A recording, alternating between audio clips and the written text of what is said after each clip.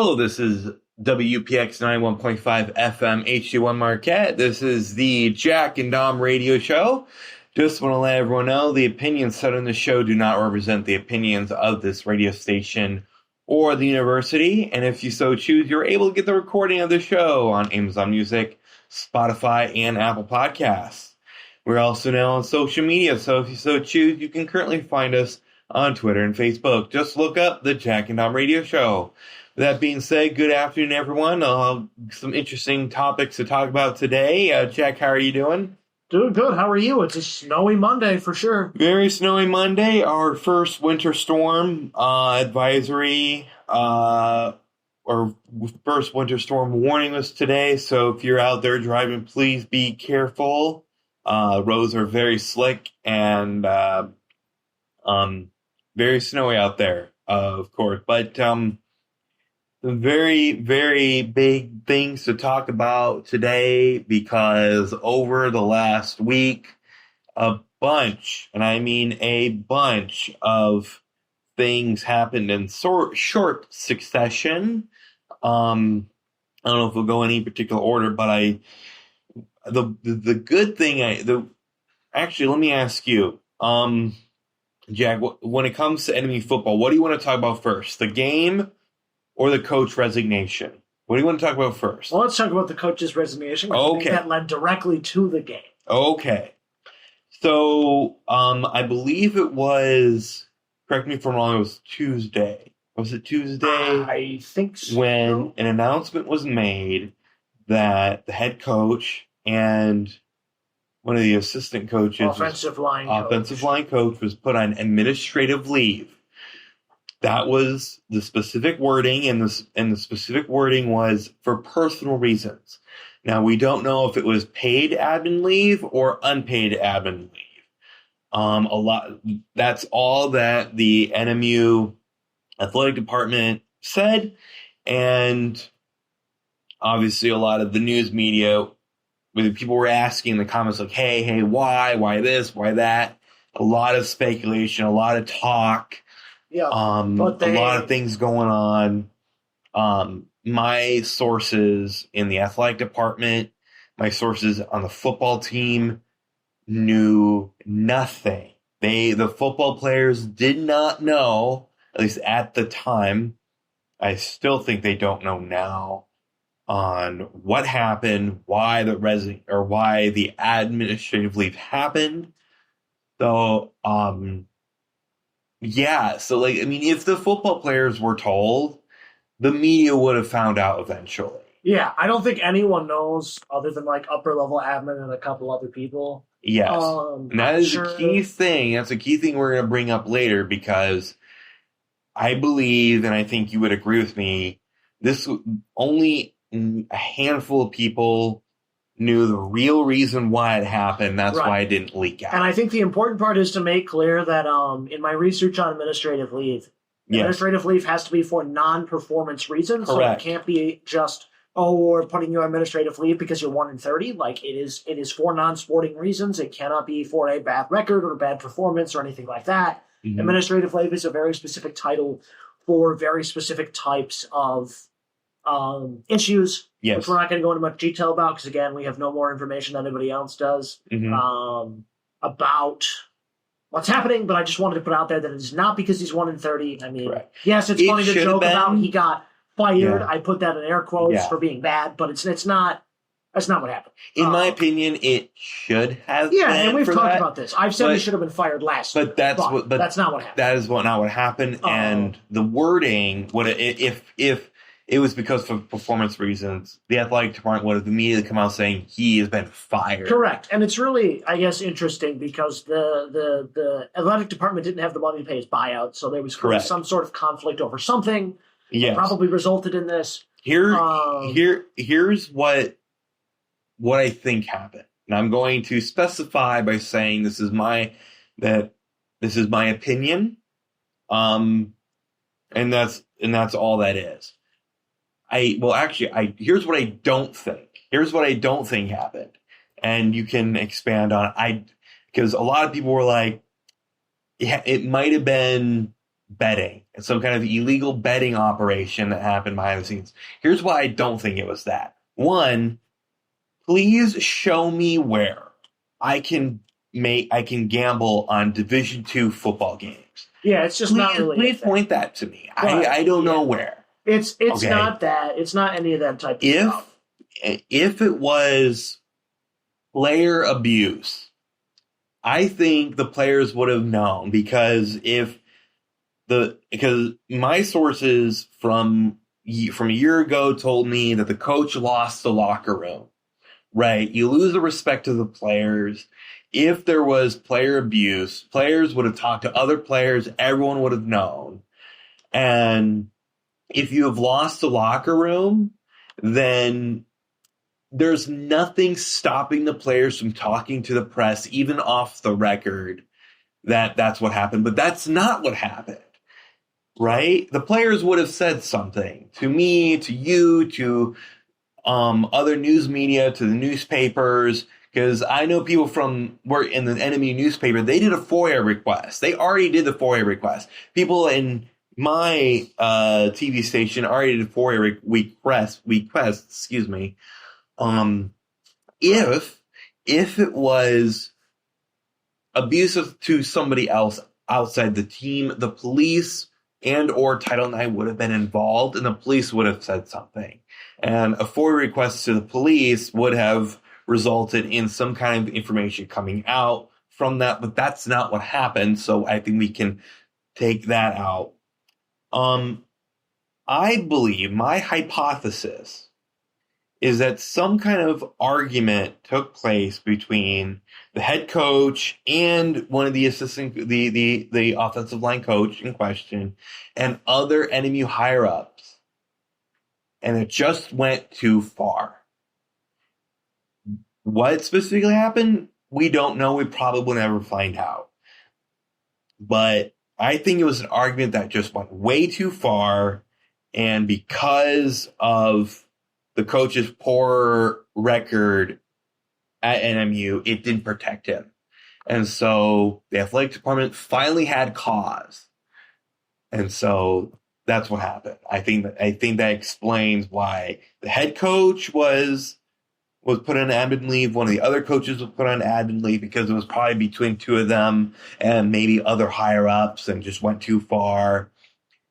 And then probably the athletic director and maybe a few other high ups did an investigation, went to Coach Shane and was like, all right, we're going to give you an ultimatum. You either resign or we're going to fire you for cause. And I think and I believe that's how Coach Shane then eventually just announced a day before the football game against Davenport that he is resigning. Am I crazy? Can I say that? You can say whatever you want. I'm not. But am I crazy though? No, but I'm putting on the record that I'm not commenting on this. Okay, because it's purely speculation. And I do want to put on the record this is my opinion, right? My your opinion and yours only.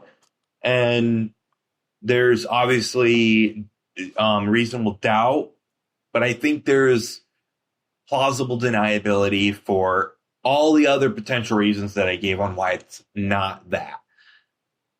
So I just want to leave it at that.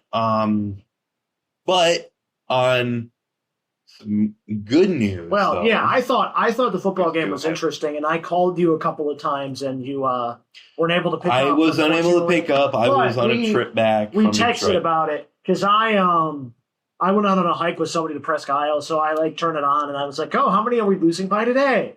And they were up by 7, 21-14 early, and they eventually went up 28-14 while I was hiking. And so I turned it on as we're coming back, and it's a minute left, and NMU, of course, gives up the game-tying touchdown with a minute left. So I'm like, here we go again. But I was like, you know what? I'm going to crush my soul and listen to the rest of this game because why not? Did you listen to Casey Ford on the radio, 101.3? Yes. Okay, yep. That's what I have access to. And so I listened. I was like, oh, boy, here comes another soul-crushing defeat. They had, I believe, 3, if not 4 chances to stop them in overtime 1 and overtime 2, which is where you have to score a full touchdown. For several 4th downs and failed each and every time. Yep. went a fourth overtime. And the second overtime, Davenport went for 2. So I went, okay, NMU might score here, but no way they get the 2. They end up getting the 2. Noah Daubert. Well, they initially failed, but it was a holding penalty. Correct. And then they get the 2. Noah Daubert, have yourself a day. And then we get into triple and quadruple overtime. And the fumble in the end zone, they fumbled the ball forwards. Can I talk about the second overtime where NMU first play, an only play on the second overtime, the running back fumbles the ball, and I freak out when he picks it back up and runs for the touchdown. I'm like, Noah Daubert had himself. Wow. Yeah. What? It was electric. I was shocked by that one. They got lucky though because Davenport fumbled the ball, and you can't fumble the ball into forward progress. So it becomes a failed play. I didn't know that that's what happened live, but I was talking to somebody that was there. I don't know if he's on the coaching staff or an ex-coach or what his relationship is, but I know he has the game ball from when we beat GVSU and back in 2012, which we'll talk about later. So he's affiliated with the program somehow. So he was talking about that play. But it was absolutely electric to listen to. I know a lot of NMU fans, students, were deeply excited by it. We are. Let me see here.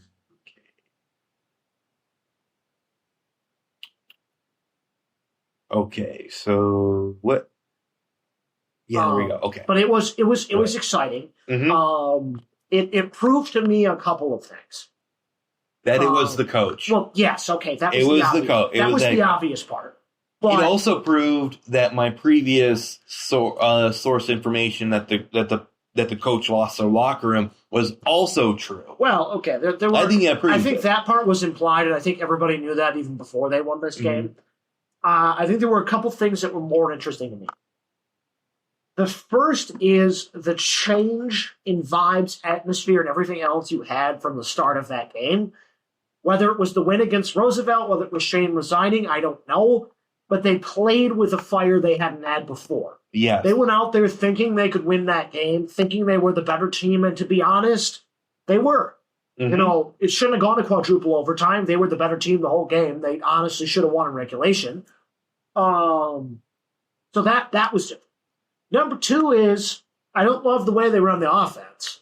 And I hope when they get a new head coach. It's not a secret for me either. I mean, the interim coach has done great, and, you know, I'm happy for him, but I think they'll go a different direction ultimately when they hire a new coach. I think they have to hit the reset button on the coaching staff. Yes. Even if you win 2 games, which I think they will. And remember, I made some suggestions. Yeah, you did. But I think you're going to have to hire somebody new who runs a new offense, somebody more in the 21st century. But what I saw was 2 things. One, they have a very good offensive line, especially at run blocking, but they're also pretty solid in the pass blocking in the 3 attempts we have a game.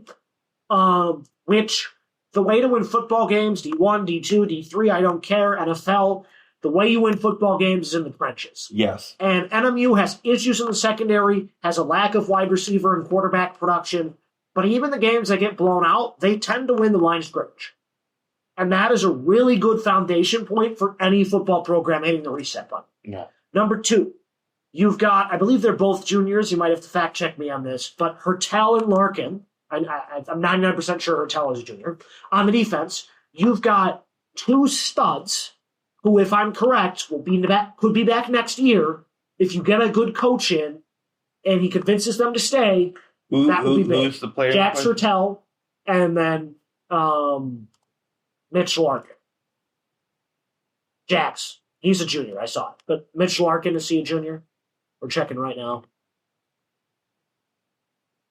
Look up Mitch Larkin. Okay. MITC. Okay, so Mitch Larkin is a senior. My apologies. But Jax Hertel, our best player, if we convince him to stay and not transfer, if we get a good coach in here, could stay. Noah Daubert, I believe, is only a freshman or a sophomore, so he will definitely be here. A lot of the key players will be around next year. Showald will be back off the injured list. Horde, I believe, has another year of eligibility. I don't really know how that works with the season-ending injury. I don't know if he got a medical redshirt or not, but potentially could be back. So if you get a coach in here that runs a bit of a better scheme, having an elite running back and a strong offensive line, if you're able to complement that with even solid quarterback play, like Michigan has not been that good this season under what is kind of an underwhelming, but you look at how different that offense looks now that they have a competent quarterback in addition to their strong offensive line running backs. You see it makes a huge, huge difference. And so I think NMU, with the new coaching staff, with a good offensive line, a good running back, and a solid front seven of that defense, could make some noise next year. They'll have matchups again against Davenport, which we proved this year is winnable. Game against Wayne State should be winnable. Game against Roosevelt should be winnable. They almost beat the D3 opponents this year. Like, there will be some winnable games on the schedule next year. So if you're able to keep some of your good players in and rebuild quickly and maybe get a few transfers in here, I think you could win 3 or 4 games again next year, which that doesn't sound super exciting. I know we want winning football to come back to Marquette, but I think after 2 wins in the last 32 games, 32 games, that would be huge. Mm-hmm. So we'll see. I'm optimistic after what I saw from this team. For the first time, I think if you bring a coaching staff in here that knows what they're doing, I think they could potentially make some noise. They're never going to win the GLIAC. Like, we're never going to be better than GVSU and Ferris, and that's fine because those are basically Division I schools. They've got enrollments of 20,000 plus. Like, they are powerhouses in more ways than one. But I do think being upper half of the GLIAC, like, this is a terrible season. We're likely going to finish 3-8, and we still are third from the bottom. But at least we're not the bottom. Right, but we're third from the bottom, and that's progress. So I look forward to seeing what this team can do. I look forward to seeing.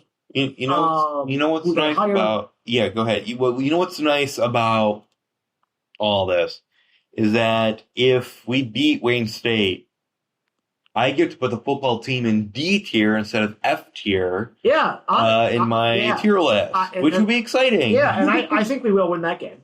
I think tearing down goalposts or whatever people are talking about doing is premature because it's an 0-10 team. But I understand it's our first home win in a long time. So I'm looking forward to that. Let's hope we deliver.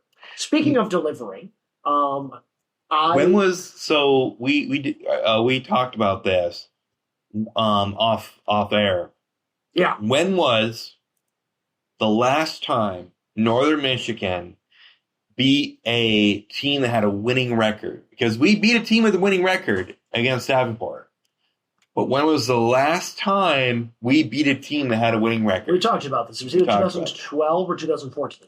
So, I had, and then, by the way, if a team is like 1-0, 2-0, we're not counting those. We're talking about like 6, 7 games in. I had November 3rd, 2012, home game against Saginaw Valley, a 33-28 win. Yeah, that was a great win back then. Here's the thing: is if you count 1-0s, which I do because NMU can't even beat 1-0 teams, which is unfortunate. The last time we beat a team with any winning record at all, aka your 1-0 record. Oh, and by the way, I'm counting Division II. I'm not counting D3 schools. That's fine. The last time we beat any team with a winning record at any point in the season, including 1-0, was September 13th, 2014, against what at the time was, I believe, a conference opponent in Quincy. Okay. Actually, they were not a conference opponent anymore at that time, I don't think. They were at one point. That was the last time. The last 2 times we beat teams without a 1-0 record were in 2012 when we beat Grand Valley State and Saginaw Valley State. That was a really weird year because we beat all the really good teams and we lost to all the mediocre ones, which was really, really weird. Yeah. But yeah, so it's a big deal that we beat Davenport. Those are the type of wins that give you hope to see a program transformation. We're going to talk about the hockey team momentarily and why I'm a little bit concerned. But first, for the first time in what feels like forever, I feel like we've got a lot of good news on this segment. Yes. And to keep up the good news, I want to mention where I was yesterday. Go ahead. If you're tuning in, you may or may not have been there. I know a lot of the Marquette community was there, and a lot of fans. Are you talking about the tag hockey game? No. I'm talking about yesterday on Sunday. Sunday's first ever men's soccer home playoff game. Yeah. Never in our history, except for the shortened COVID year, that doesn't really count. It has an asterisk next to it. For the first time in a full season, NMU men's soccer finished in third place and hosted a playoff game against Purdue Northwest. Mm-hmm. And it was an electric atmosphere. You had an actual student section, which, like, we have students there all the time, but like a significant presence in the student section from swim and dive and other athletic teams, significant fan presence. But I and others got there 2, 3, 4 hours before the game, shoveled off, but mostly by hand, didn't bring bulldozers in until later. The entire soccer field, which had about 6 inches of snow on it. So it was a really great effort from the Marquette community, seeing over 100 people come in there and make that possible, make that happen. So I thank each and every one of those community members for coming in there and helping us out with that. We got game time, which started 30 minutes late at 1:30 in order to compensate for the snow. And NMU went up 2-0 very early in the game. And I thought they're going to run away with this game, home field advantage, like all that good stuff. And then Purdue Northwest ties it 2-2. Has all the momentum until late in the second half. NMU tries to get it, can't. NMU has momentum throughout overtime, many, many chances, can't get it.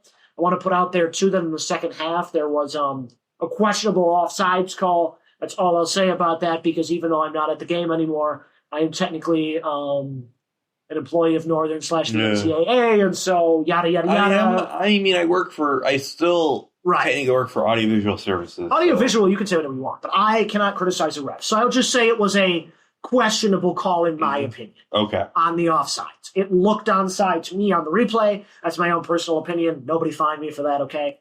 I'm probably okay because the game's over, but I just want to put out there that the call was... We were talking in the booth about it quietly because we didn't want to get picked up. If it wasn't called, would have been a goal or something? Correct. It would have been a third goal for NMU and a game winner, and we watched the replay on Flow Sports because we have access to that because we have to watch replays like to get assists and stuff like that. To me and to everybody in the room, it looked like he was onside. Okay. It was a game of inches, and because not every school has video-assisted referee technology, which in my opinion should be mandatory, but it's not, because not every school has that. Is that available? Like, does the GILEAC... NMU has it. Not every GILEAC school does. Okay. So that's why in the playoffs you can't use it. So they were not allowed to, like, coach Alex was not allowed to have them take a look at it because that technology was not available for all of the teams. Okay. To me, that's ridiculous. For football and the GILEAC, and for football, you have to. Correct. For soccer, it is apparently not mandatory, and so they were unable to take a look at it. So, they did not take a look at it because they can't. Referees made a judgment call, which, again, in my opinion, was the incorrect one, but it's a judgment call. I understand. I'm not here to criticize. They made a call. I thought it was wrong, but the call was made. And then they were not able to review it. So a third goal that should have given NMU the win early in regulation was ruled off. And obviously there's a lot of cascading factors, like there would have been different substitutions when you're down a goal. The goalie might have come out, things like that. So there's a lot of factors you couldn't account for. You don't know what would have happened. But it looked like NMU had their go-ahead goal and was ultimately ruled offsides. So then you go to overtime, both periods of overtime. NMU has a lot of chances. They look like the better team, but can't convert. A lot of corners, a lot of different things like that. Just couldn't make it happen. So we go to shootout, which, by the way, I've watched a lot of shootouts like on TV with Bayern Munich and the World Cup, and I consume a lot of soccer, probably much more than the average American does. But I've never been at a stadium live and able to see it. And so the atmosphere was incredibly electric. You had the student section, banging on drums, using bells, blowing whistles. I should have been there. Making a heck of a lot of noise. I should have been there. I regret it now. The regulation. We kicked first, which is rare. Very rarely do teams want to kick first. Normally you want to kick second because then you know what you need to get, right? Like if the other team makes it, you know you have to make it. If they miss, you know you make it, you win, right? So we elected to go first. What was really interesting to me was the head coach, he went behind the dugout and was looking away, could not look. It was really funny watching him be really superstitious. But they have 3 chances where they are up 1. If they stop it, they have a lead. So what happens is they get to the 5th, which after 5, if there's a winner, it's over. Mm-hmm. 3-2, 4-2, whatever. After 5, it's over if there's a winner. And then it goes on a sudden death after that. So after 5, NMU had a chance to stop him on 3, 4, and 5 and failed all 3 times. So it would get really, really, really loud, and then nope. We go 6, both teams score. 7, both teams score. We get to attempt number 8. NMU scores. We're getting down the roster there. Yeah. NMU scores on attempt number 8. And attempt number 9, save in the win. Or sorry, attempt number 8, save in the win. NMU wins. Electric. They take the team photos. They Was there a crowd rush? Crowd rush on the field. Oh yeah. Oh yeah. The whole game was electric. I mean, Wildcat Willie and kids were like playing in the snowbanks. Like, it was a great atmosphere. One of the things I love about Marquette is kind of the unique atmospheres that we have in that regard. Yeah. They win. It's really electric. Not any post game festive issues, but there was definitely some talking between the two teams that could have gotten ugly. Thankfully, this was after the game, or yes. Okay. NMU was telling those Purdue Northwestern losers to get out of there, and it almost got a little heated. But both teams were trying to, they were trying to split both teams up, make sure that didn't get heated. Yeah. And ultimately, it really didn't. Some words were exchanged, but nothing more. So NMU hosts its first ever home playoff game and wins, which is super exciting. They will be heading next week to Saginaw Valley for the semifinal competition there, because the number 1 seed, the GLIAC, hosts the entire semifinals. They'll be taking on Roosevelt. Roosevelt, the 2 seed, will be favored in that game. Well, favored hypothetically, there's no actual betting lines, but will be favored going to that game by the vast majority of people. So NMU will be the underdog going in, but NMU did on Halloween Friday beat Roosevelt 2-1. So the possibility is there. NMU has momentum. As a side note, the other quarterfinal game, I don't know if I've ever seen this before in a tournament competition, also went to penalties. And that one was even longer than it is. Okay. So, 2 very close games. It was, I'm blanking on who it was. Oh, UW Parkside upset Davenport in that one. So it would be UW Parkside against SVSU and NMU against Roosevelt, and then it would be the finals. The winner of those 2 games would play on Saginaw Valley's field, even if Saginaw Valley loses, remains hosted by the number 1 seed. Okay. For the record, NMU women's team has hosted several tournaments in recent years. NMU men's team, obviously, this was their first home playoff game, so they've never done that before. But ultimately, this team goes from last to 3rd. So it's a case study of what happens when you have a coach that knows what he's doing, when you have a team that believes, when you have a crowd, and when you have momentum. You add those 4 things, and the soccer team turned it around within a year. So that gives me hope for some of the other programs right now that are struggling. Another good example of that would be volleyball. They were really struggling early this season, lost almost all their out-of-conference games. They've been electric in conference. They won again, upsetting Ferris 3-2 and beating Davenport 3-1. They are 10-4 in conference, which puts them, I believe, in 4th place, which is super exciting. So it's proof that perseverance wins the day when you have good, strong fundamentals and you have locker room buy-in. Even when you lose consistently, you have the ability to turn it around. Yeah. When you have that buy-in. By the way, hold that thought. So we are on the bottom of the hour. For anyone who is just joining us, this is the Jack Goodom radio show here on WUPX 91.5 FM HD1 Marquette. Yeah, so, that buy-in is really important. I just want to go over a couple other things that happened in NMU sports, and then we will flip around because I want to talk about the men's hockey team, because that's really, I think, the big topic of this week. Women's basketball upsets number 5 Gannon, wins the tournament invitational in Pennsylvania, so congratulations. They won out. I believe the men also had a couple of games this week. You'll have to check the scores on those. I don't know them offhand, but I believe they had a good start to the season there. Yes. While you're looking at that, women's club hockey upsets Ohio State 2-0 and 3-1. They're now 9-1 at the top of the women's Division II CCWHA table, which includes powerhouses like Ohio State, and I believe your Spartans are also in that conference, if I'm not mistaken. They're somewhere up there. I meant like they're in that conference. Aren't the women's club hockey team is doing very well. I believe we had an exhibition. Yeah, you had an exhibition. You'll have to get the score. Our first game is in 4 days. I believe days. you won that exhibition. Yep. Yes. So the first game is on Friday at Maryville for the men's team.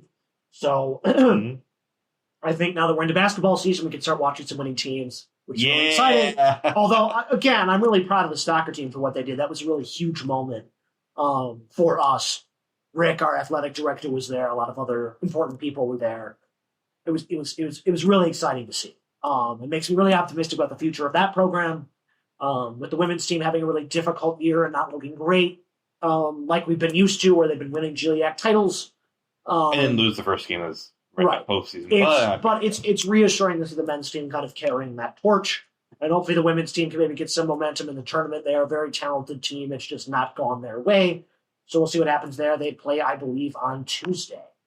If you want, you can check who they play. I, again, don't know offhand.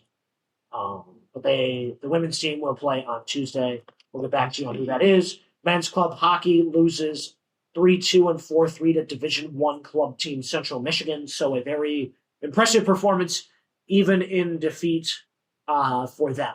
Okay, you got it. So the women's team is playing at Ferris State in the GLIAC quarterfinals. Tomorrow at noon. Yes. So if you so choose, you can, I believe, get a radio broadcast of that game on Tuesday. And I believe it's on Flow Sports as well. Yeah, most people don't have Flow Sports. But if you have Flow Sports, good to know. Okay, so good stuff there. Even in defeat, our teams are playing well. I also do want to let everyone know our next women's hockey club home game is against the ACHA D1 Davenport.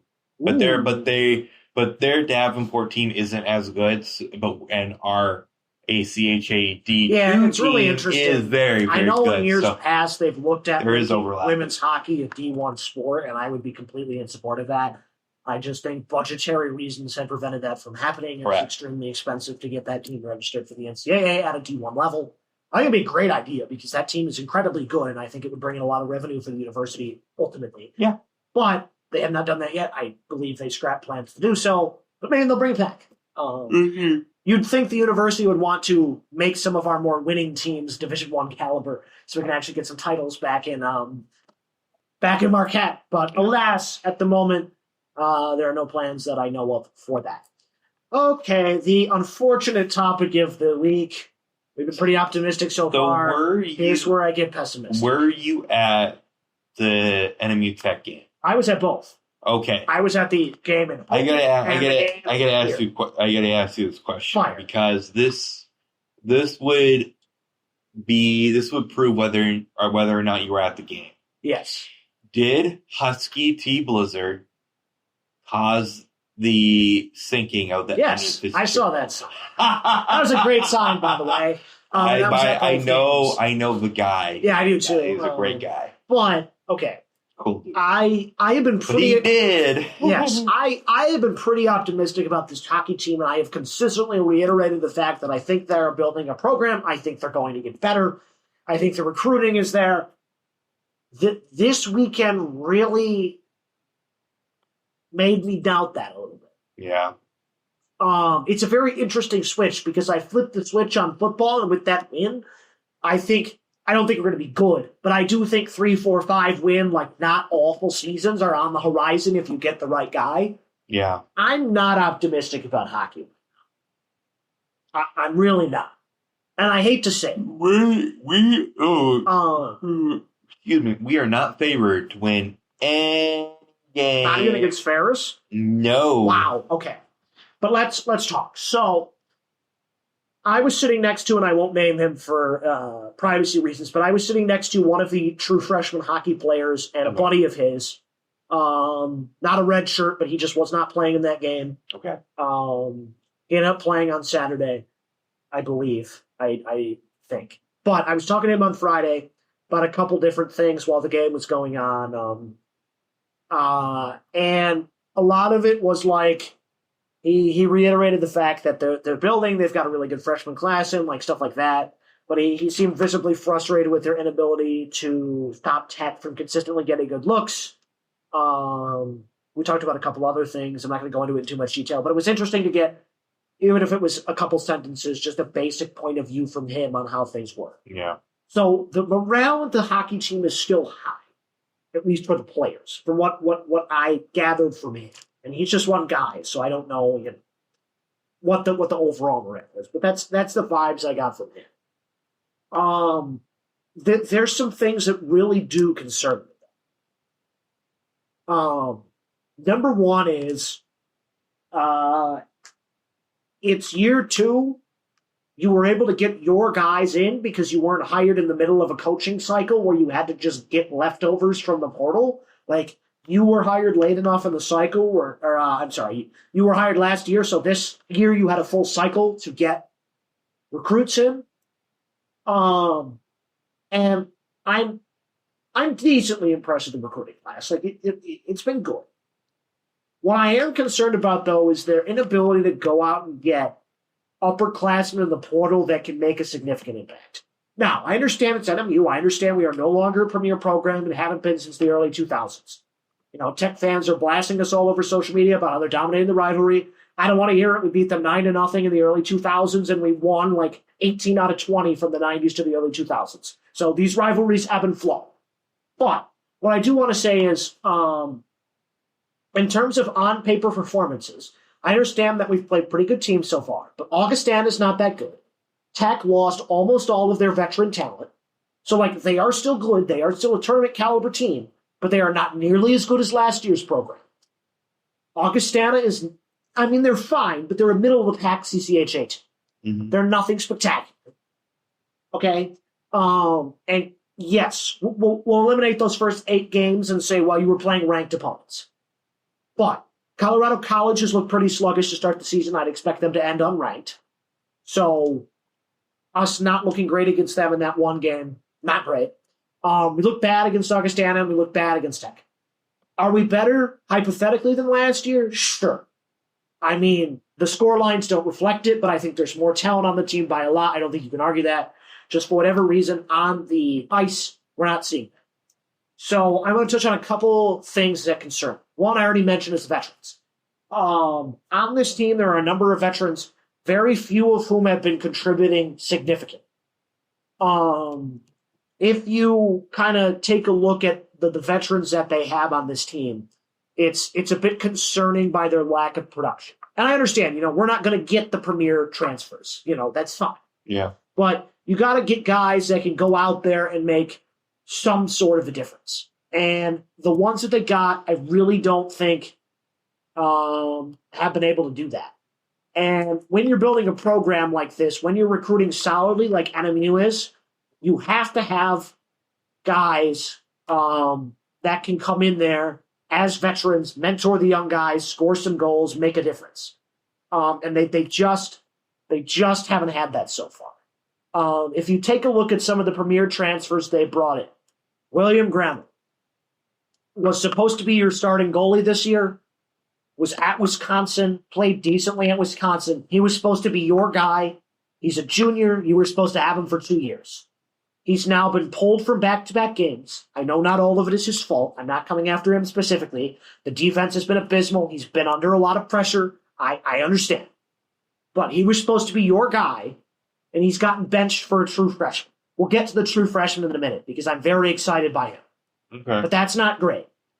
You brought in a number of defenders, Tynan Ewert, Warren Clark, Nicholas Ardenaz, Zane Dempsey, all upperclassmen. Those are really your top 4 defensemen.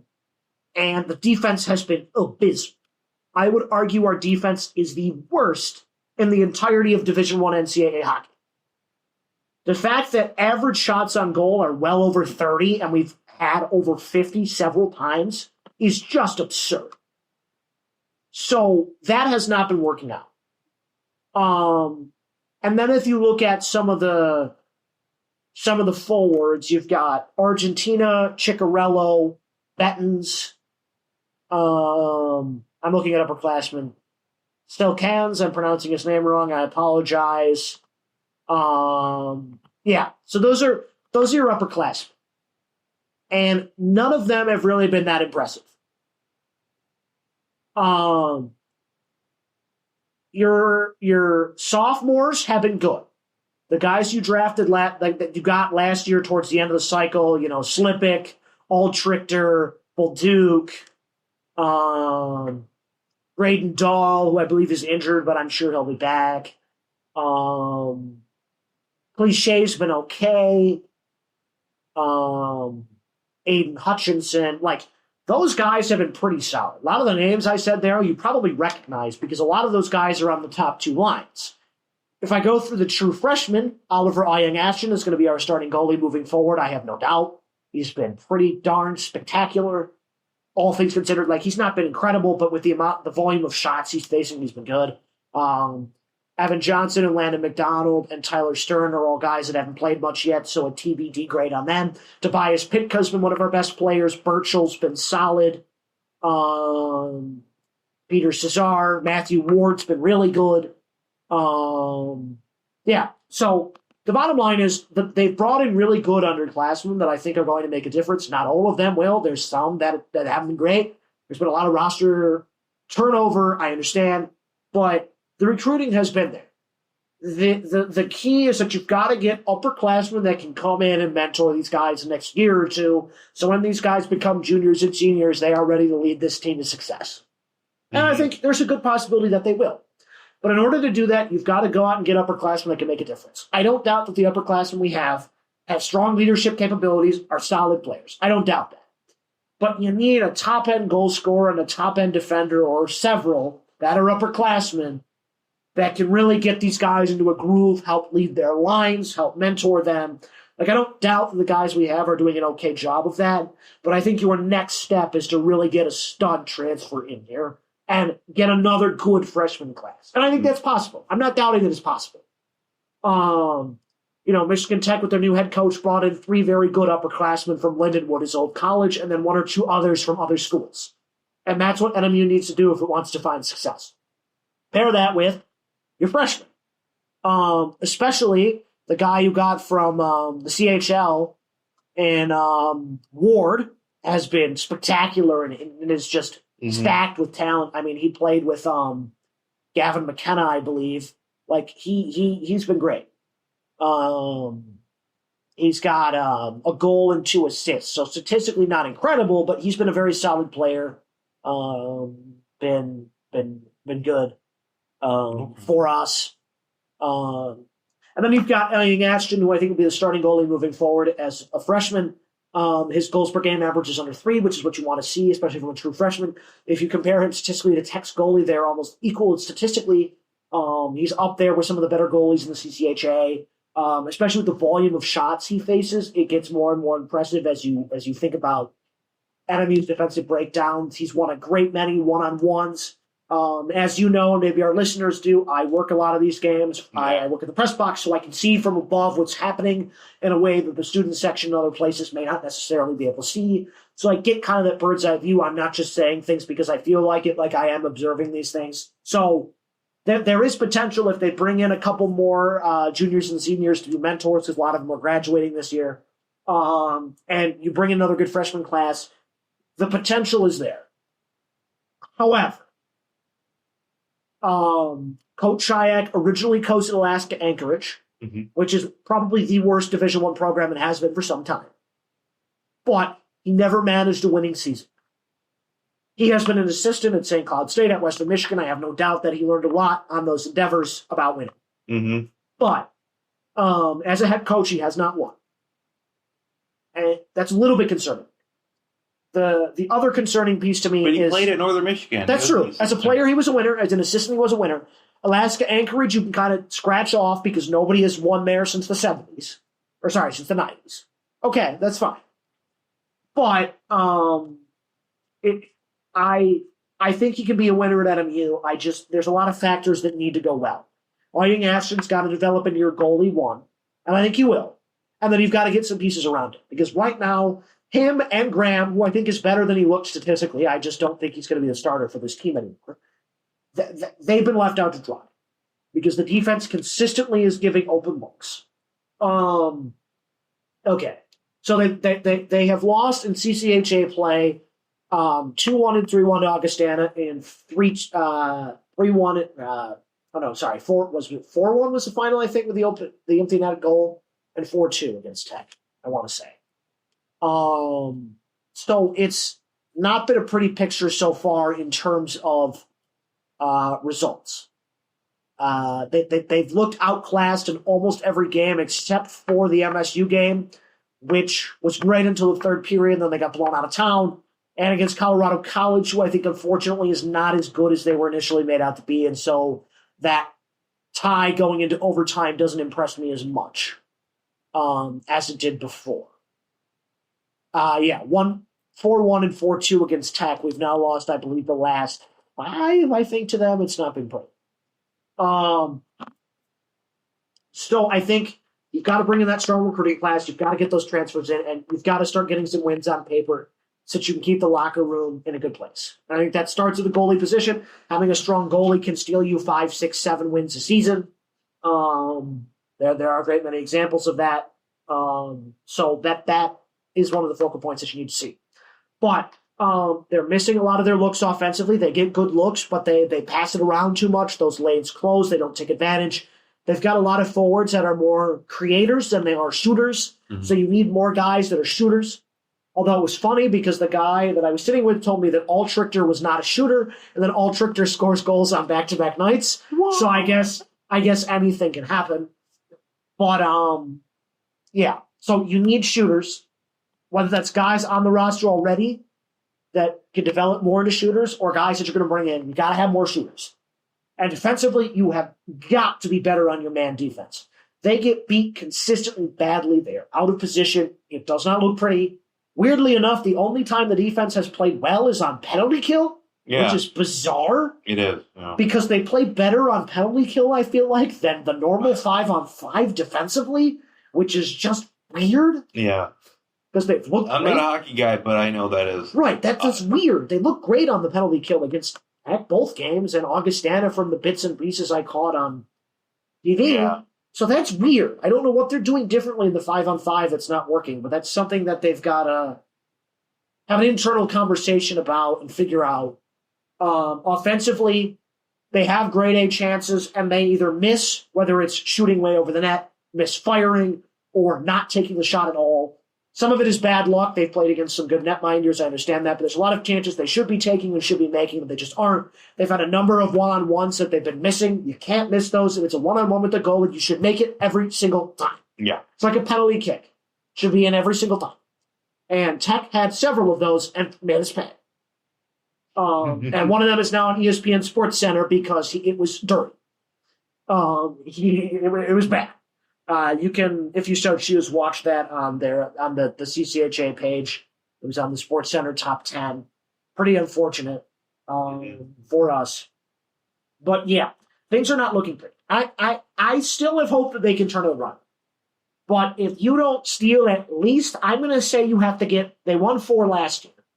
I'm going to say in order to show improvement to me, you need to win 8. 8 wins. 8 games. Okay. There is zero excuse not to take 3 out of 4 from LSSU. They are bottom dwellers, even we are better than them. There is zero excuse to take not at least 1 from Ferris, if not both. So there's half your wins. That means you need to steal 4 wins for me to consider it a successful season. I think that's hypothetically possible if you figure some things out. LSSU is not great. Ferris is not great. Bowling Green is absolutely beatable. Tech, rivalry game, anything can happen, especially because you look at... okay, so, yeah, I think 8 is a successful season. You think I'm fair for saying that? Yes. Okay, I think 8 wins is completely realistic. Even if you're a bottom feeder, 8 wins is not a lot to ask. I think it's doable. But I want to mention something else interesting that gives me a little bit of optimism. In the game in Hope, we started Grant. Probably because our thought process was we don't want to start a true freshman on the road in a hostile environment. Like the McGinnis is much louder, much more energetic. The student section, yes, they do. The student section, we need to get a blend. Yes, the student section is also much fuller, but it's bigger in terms of area compared to the rest of the stadium. So, like on Saturday at the game, you had Tech's students that were in the away section making a lot of noise, and MU students making a lot of noise. But what really frustrates me that we don't do here that Tech does is the rest of the audience is just dead silent. And it's like, I get we're bad, but it's just embarrassing and it's sad. Like, make some noise. Get excited about your team. I know why most people don't like it. And I've even seen where students are trying to start a wave. And they don't do it. And it gets to them and it just dies. But, like, if you want to have a good hockey Because they're a bunch of old people. Tired people. That's it. Tech, cancel me. But the thing is, Tech, everybody in the audience is so into it. And I understand it's easier when you have a winning hockey team. Like, it's hard for me to be passionate about the football team, too. I understand that. Yeah. But if you want to have that home field, or in this case, home ice advantage, if you want to motivate that team to go the extra mile, especially in a close game where you're only down 3-2, and like NMU was not going to win that game, but like there were times where they were kind of close. You knew they were going to lose, but they were there. Yep. Little bit of crowd energy and noise and atmosphere would really make a big difference. Like, I criticize this hockey team a lot. I criticize the football team a lot. I go after specific players in terms of their performances. I go after coaching staffs. But that's because I'm passionate about this team. I literally get told to be quiet in the booth because I get too excited or too angry when there's penalties or goals. Like, I'm gonna get why. I mean, no, I understand why they do that. But like, I'm very passionate about these teams. Yeah. And I don't understand why, if you want this team to start winning, you don't get into it. Fan atmosphere is big. It is. Like, even when the Lions were awful, Lions fans with the paper bags were there every game trying to motivate them. And eventually they turned it around under Holmes and Campbell. And now that atmosphere is legendary. But you know what helps accelerate a turnaround? Fans that care. You are paying to go to these games. Act like you care. Like, that frustrates me so much. Like, we keep talking about, oh no, we lost the rivalry game again. Well, you know why we lost the rivalry game? Yeah, you're right. It's on-ice performance. It's having a new coach. It's the inability to recruit. It's having less money. Whatever. You can go with all of the sporting performances in the world. Yep. And they're all legitimate and valid. But you know what they kill us in? Atmosphere. It's not even close. And I hate to say it. I hate Michigan Tech as much as anybody else here. Yep. But they win the atmosphere. I've learned too. They were louder at the football game. Even when that game was close at the beginning of the game, they were louder. They acted like they owned the place. And we've decided that because we've lost so much to them, we've just said, fine, you own the place. And like, that defeatist mentality that I don't want to get excited about this team because they're bad. Okay, with the football team, we're 1-30. That's fine. I'll allow it. They've been bad since the 90s. Okay. But this hockey team has been good. The year before I got here, they were up 1-0 with the minute left, and Minnesota Mankato tied it in the finals, CCHA finals. They were 1 minute away from a conference title. I watched that 2021, 2022? 22, I think, yeah. 22. 1 win away from a conference title. And yeah, I understand. We are in the dumps now. Don't get me wrong. One of the worst teams in America. I understand that. I've said it. But we were 1 win away from that 3 years ago. It will take time to rebuild. We are at a disadvantage monetarily.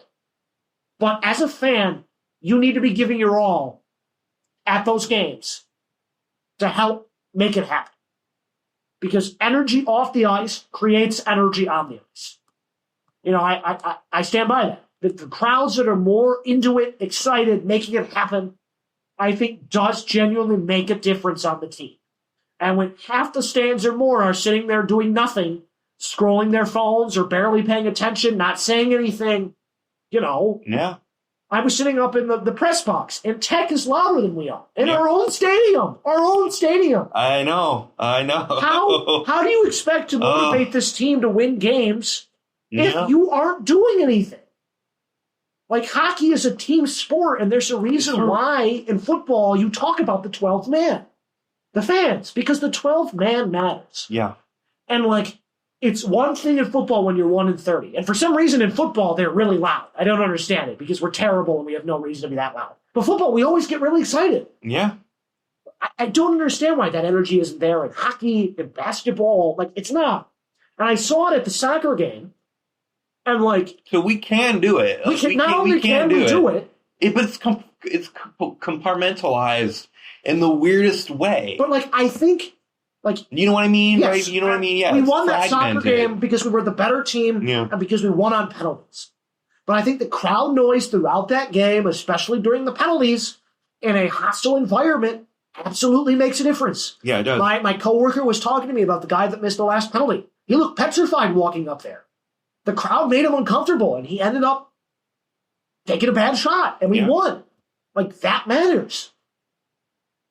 In hockey, the reason Tech scored in 22 seconds in that Houghton game was because every single person in that arena was on their feet, screaming, yelling. Yep. The band was loud. Like, the atmosphere was really hard for a goalie like Graham to be involved in. I remember in the Gilead quarterfinals a few years ago when we hosted Saginaw Valley State men's basketball.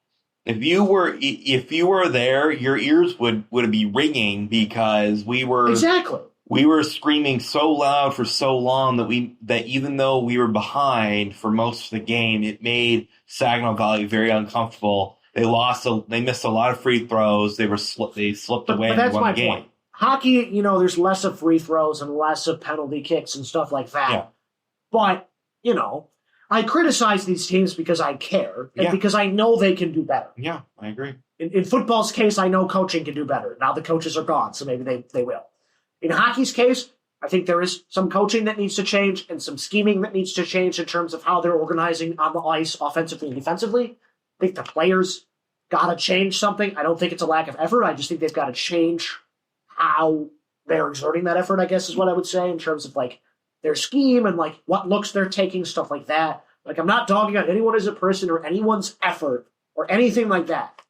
But, if you want to see those changes in sporting, if you want to see more high-level recruits, if you want to see these teams play better and win games and get us back to where we were, I don't know if we'll ever get back to the 90s, but maybe a spot like we were in the early 2000s where we were winning these rivalry games, where football was semi-good, where volleyball was coming off winning some national championships in the 90s and was still a pretty premier program. If you want to get back to that, yes, you have zero control over who they recruit, how they play, who they hire as coaches. And I understand that. You don't have control over that. I don't either. Sometimes I wish I do, but I don't. But what you do have control over is making those atmospheres into a place where opponents don't want to play. So I want to move on just for a few seconds here because we're reaching right at the end of the show. Lions against Commanders. Quick thoughts. They won decisively, but I'm not impressed. All right. I mean, it was a bad team. We made a bad team look bad. We just didn't play that well. Although the head coach was doing the game calls. Did you notice that? I did. Dan Campbell was calling. And I think that's a good thing. I think that should continue. But I was still unimpressed. Okay. We should have won by more. All right. Well, I think that is all for today. This is the last thing. Please stay safe out there, given the snow. Just gotta mention it out there. But anyway, this is the Jack and Dom Radio Show here on WUPX 91.5 FM, H1 Marquette. We will see you guys again next week.